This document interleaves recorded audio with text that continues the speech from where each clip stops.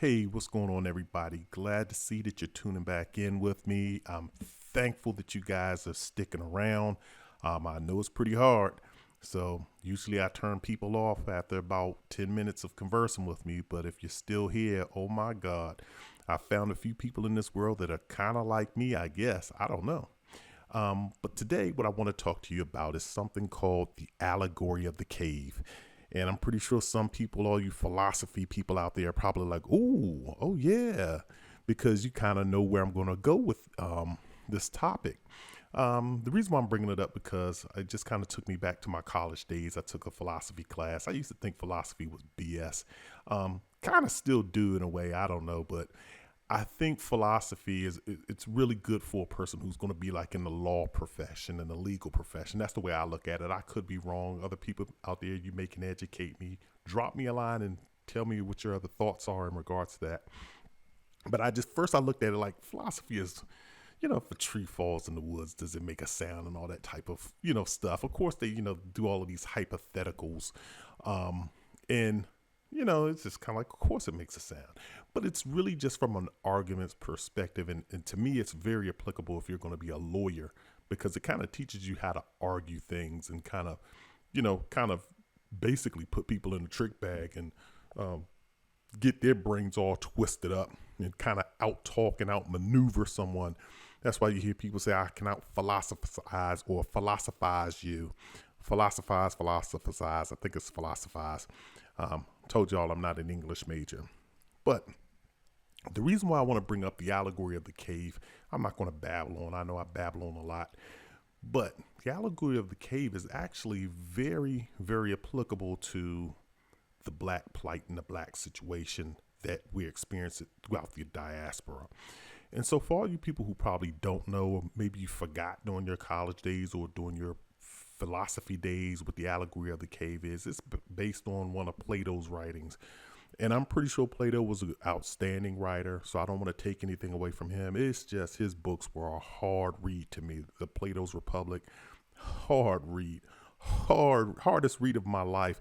And maybe it's because I didn't have maybe the King James version or the new tongue, the new English version. You have all those thou, thine, thou thoughts and all that kind of stuff. It just made the book hard for me to read and hard to follow. That's just my maybe simple brain.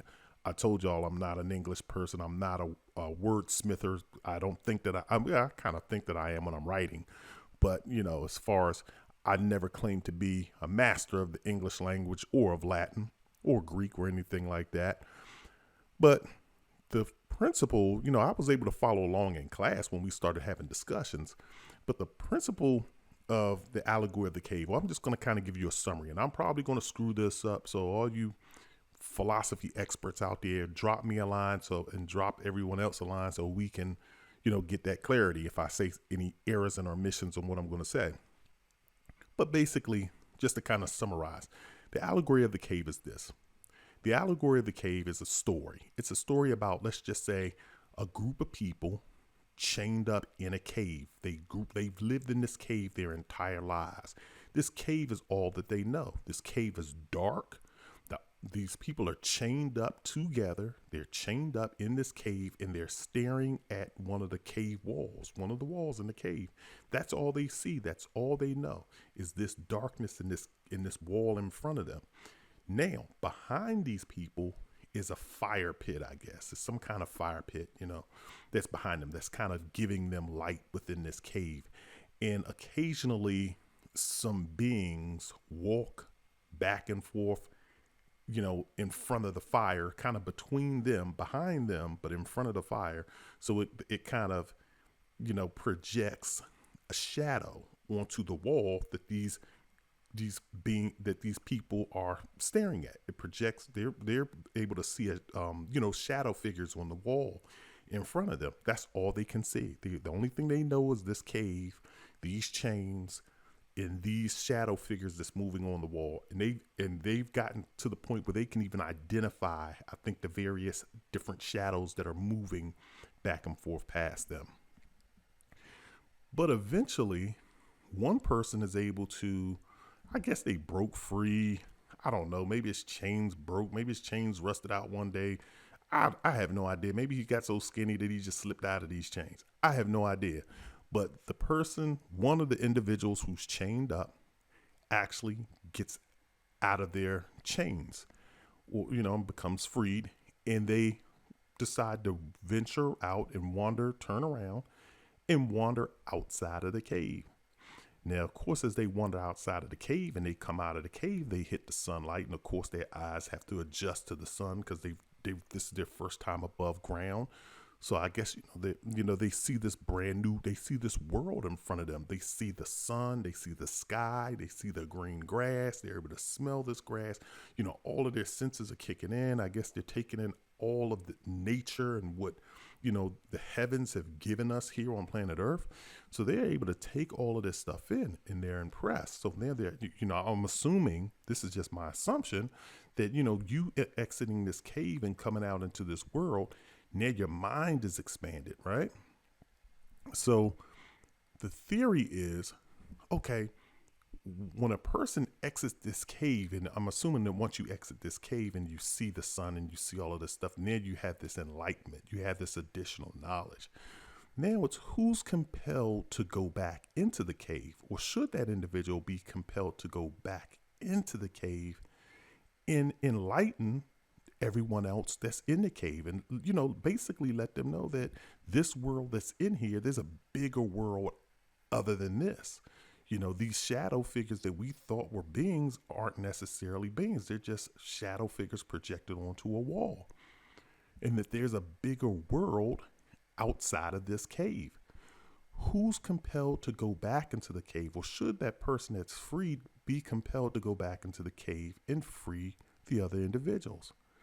Now, I think another twist comes into it, because the individual who's outside of the cave decides to go back into the cave. He goes back into the cave, or she, let me just be, modernly correct, or modern. He or she goes back into this cave to, let everyone know, hey, look, and to try and enlighten these individuals that's chained up and, make them aware of what's going on. But as they go back into the cave, now they've been living above ground for so long. When they go back into the cave, now they're blinded. Their eyes can't adjust to the darkness. So now when they go back into the cave and they're blinded and their eyes don't adjust, the others now assume that something evil has happened to him or her when they exited this cave. And so now they're even more apprehensive to leave. And it kind of further solidifies their, perceptions or assumptions about, the world outside of the cave, or is if there's a word outside of the cave, or the ramifications of trying to leave the cave.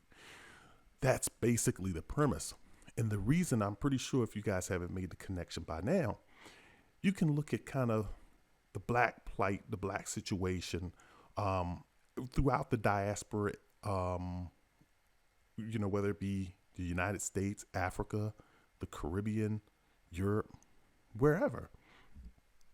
And you can kind of apply that allegory of the cave to any of those continents, to any of those to any situation, because a lot of individuals, a lot of blacks, Nubians, African Americans, Africans, whatever we are, or wherever we are, whatever label that you want to give to us, but I would say people of Nubian descent, a lot of us, we just are misinformed. We actually, some of us actually think that other cultures accept us and that we're accepted until you find out that you're not. And then you want to start saying, oh, well, then you want to start crying racism because now you're not benefiting, or now your eyes have become opened up to the real world. Or some of us just have not been taught how, to economically, how to, benefit from the economic systems of capitalism. Some of us just don't have that aptitude, and we're searching, but we don't have anyone to guide us, so it's kind of like we're chained up economically. We have that allegory of the cave applied to us from an economic perspective, some from a social perspective. some from a psychological perspective of loving ourselves and, assumptions that we have about one another, about other blacks, about darker skinned blacks or lighter skinned blacks, or just blacks in general, blacks in business, blacks in leadership positions, or just, kind of trusting blacks in having the knowledge and or the skills and aptitude to function and be effective and to help you out and help you reach your goals.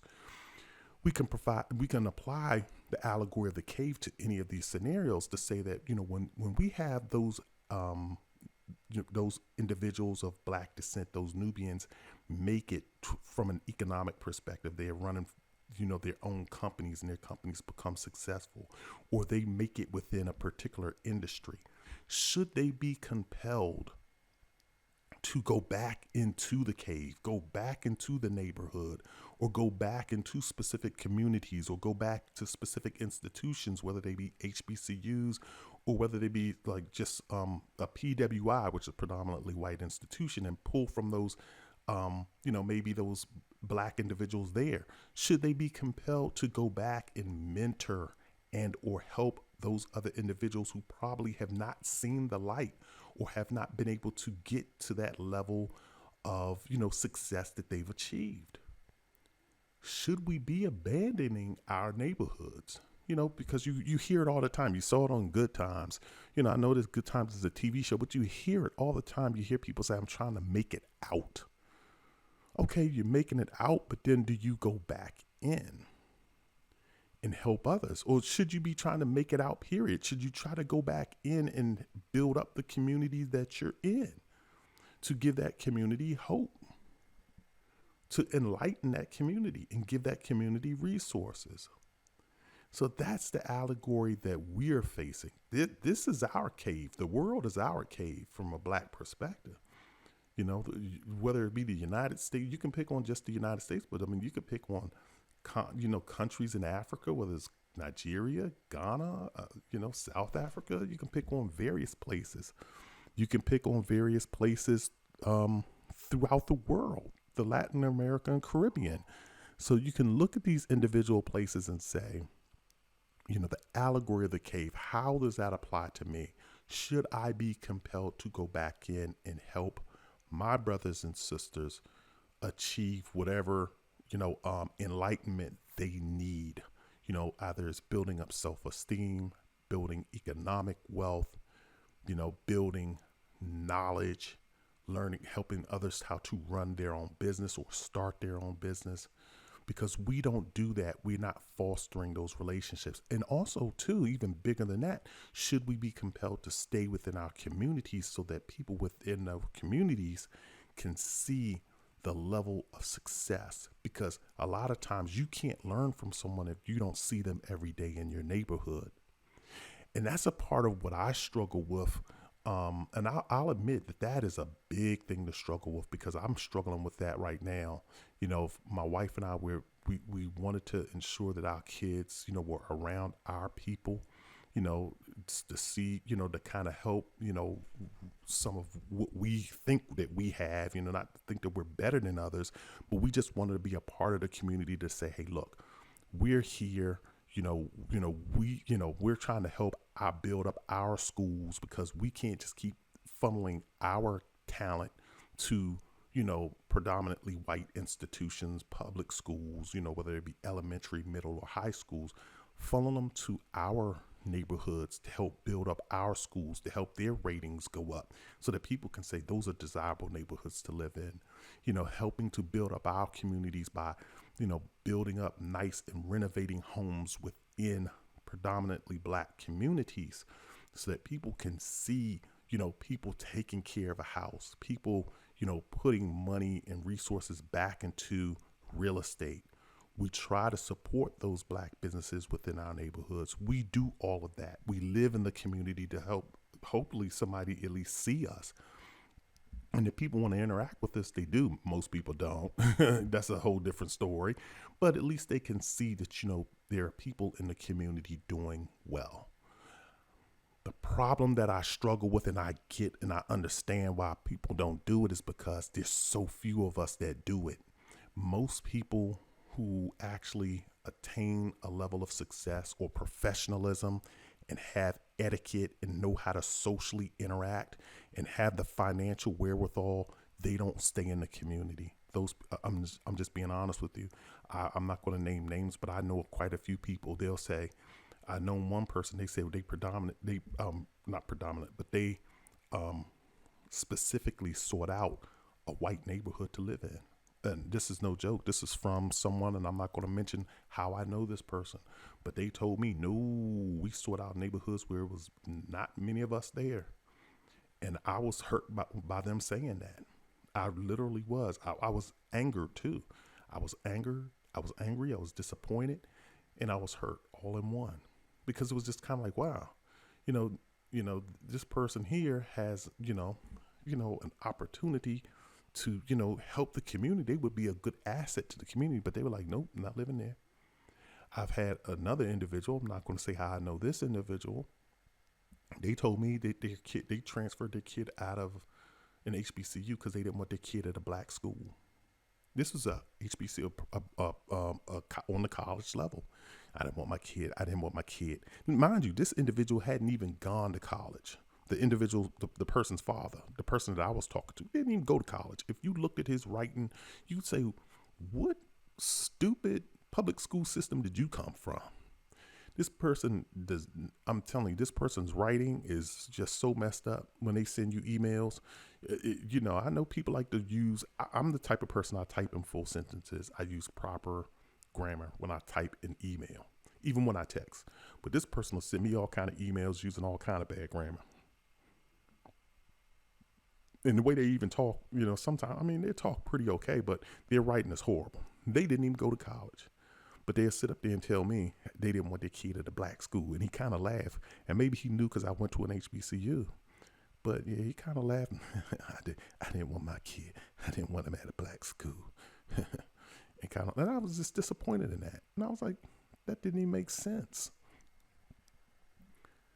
So we do this to ourselves when we're talking about compelling others to go back into the community. We don't want to be bothered.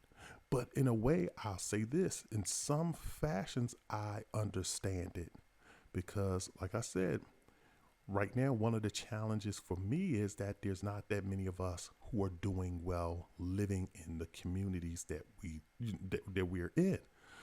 And the ones that live there, they're halfway supporting the communities. And what I mean by that is this. It's okay for them to live in a black neighborhood because they can get the fancy cookie cutter house at half the price of a white neighborhood. So, you can pay only $400,000 as opposed to $900,000 or $800,000. So you get the same cookie cutter house, 3,000 square feet, 4,000 square feet homes, but they don't send their kid to the public school. They'll spend hours driving, or I shouldn't say hours, but they'll spend 30, 40, and 50 minutes taking their kids to and from school because they don't want their kid in the local public school. And so therefore, when you have a bunch of, trust me, there's a bunch of people that live around me that are like that. And it's like, well, if all of these people put their kids into the local public school system, imagine these parents that seem engaged, that seem articulate, seem intelligent, are about excellence. Because anytime you start shoveling out $20,000 for a high school diploma, $20,000 per year, those parents are pretty much invested. And I would make an assumption that those are probably some good parents that are, driving their kids to excellence.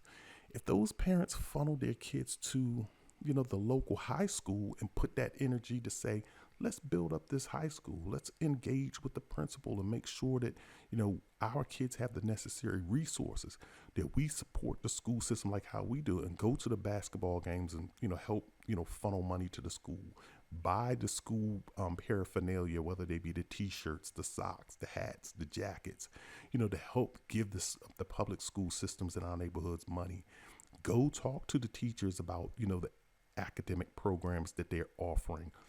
And also have your kids walking around the school, and maybe some of their, ambitions and mannerisms and thought processes rubbing off on other kids. Now, it could go both ways. Some of their mannerisms can rub off on your kids, but if there's enough kids there that are serious, you can have these kids rubbing off on other kids, and these kids, they can see role models, within their peers. To me, that's the true definition of the allegory of the cave. It is very applicable and aligns with that story. They can see people in their community who, are business owners, who are doctors, lawyers, IT personnel, and people can engage with other people, nurses, teachers, police officers, business analysts, whatever your job is, CEOs. They can see people engaging in their neighborhoods. That's the true definition to me of the allegory of the cave. It is very applicable. But like I said, the challenge is you don't have that many of us in the neighborhood. Like I said, the ones that are here, they funnel their kids to private schools. Private school ratings don't show up in your neighborhoods when you're trying to sell your home. It just doesn't. Public school systems do. And if the public school systems are too, mind you, now your $400,000 house is going to that's going to factor into whether people are going to want to buy into this neighborhood. The other thing too, it's that we don't build communities well. I'm just going to be honest with you. Like the sense of community, I try here. Trust me, I try. I try to speak to everyone, at least in my neighborhood, on my block. Cars go by, I try to wave. You try to be neighborly, but I'm telling you, some people, they just don't want to be bothered, or some people just don't know how to live. And there's not enough of you people who know how to live who's going to try to change that. Because I'm telling you, I have some people here, they just don't know how to live. They either own 20 and 30 cars. That's an exaggeration. But they just either own a gang of cars and they don't put much into their home, or they're just not neighborly. They have, I really wouldn't say attitudes, but yeah, some people are fickle just as far as attitude. I would say that, they want to speak when they want something. And then after that, their attitude is just horrible, or they're just totally just off to themselves at all times. So that's the challenge. And it's like, and then you also have still those mixtures of some kids that just are in the neighborhood, just aren't doing up to any good. They're not doing, what they should be doing. And they're doing, and it just kind of, some of that brings the neighborhood down a little bit. Now, mind you, in my neighborhood, thank goodness, you don't have like serious crime issues, but, you can go over to some other neighborhoods that are still middle class, and, you have those issues where, the gun, you hear gunshots, you hear those type of things, and you don't have enough black talent or black excellence that are saying, let me go back into the community and be a part of the community, because those people will go to richer neighborhoods, whether, like, if you're talking DC, they're going to go back uptown. They're going to go to Georgetown. They're going to go to Chevy Chase. They're going to go to, Friendship Heights. They're going to go to those type of areas and live. Or if they're in Maryland, they're going to go to like Montgomery County. They're going to go to Howard County. They're going to go to Annapolis and live. Same thing if you're looking at in New York. They're going to go to the areas, and when now Harlem is gentrifying, but they're going to go to areas where you don't have to deal with a lot of the other issues that come with those neighborhoods until white people. They're going to follow the whites and where the whites move. But at some point in time, we have to say, should I be compelled to go back into my community and help my people? So I'm just going to end that here. Just something to think about. Again, if you have any questions or comments, please drop me a line. If you want to support us, definitely do so. We take monetary support. We definitely need it. And also, we need marketing support. So just help pass us along, forward us, forward these links to individuals, forward these posts, specifically the links to individuals, and have them check us out. Or just promote us whenever and wherever you can. We do appreciate it. This is the Political Brown Kid, and I'm signing out. Thank you for listening.